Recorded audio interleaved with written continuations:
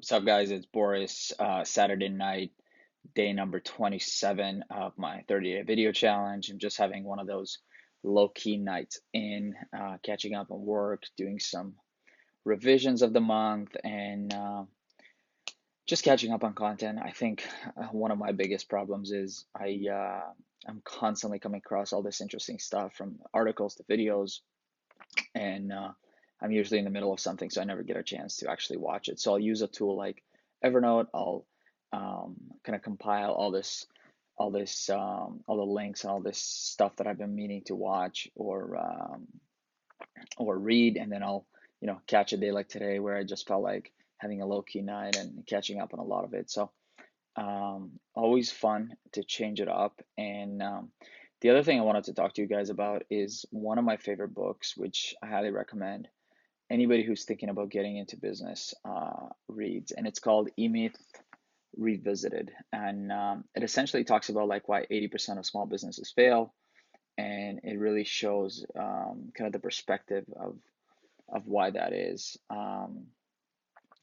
Essentially, kind of the gist of it, without jumping into it for too long, is um, a lot of small businesses are started by people that are very technical, meaning if you're a great painter or if you're a great musician and you decide to start a school teaching others how to paint or teaching others how to play an instrument, just because you're very technical and you're good at a specific skill does not mean that you know how to run a business. And that's where a lot of that disconnect happens is people that are very good, that are very crafty in a certain area, they try to take that skill set and then try to open up a business. But unfortunately, running a business and having a skill set, technical skill set especially, are two different things.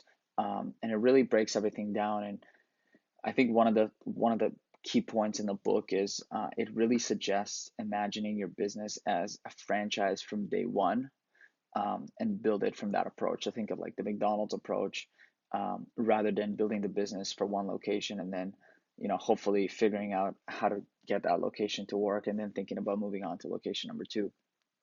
When you take that approach instead of the franchise approach from day one, what ends up happening is you don't structure and systemize the business in a way that allows you to grow and not have to consistently put out fires, which is one of the biggest challenges when you have a technical person who's very hands-on, uh, move on, from taking their skill set and then all of a sudden starting a business.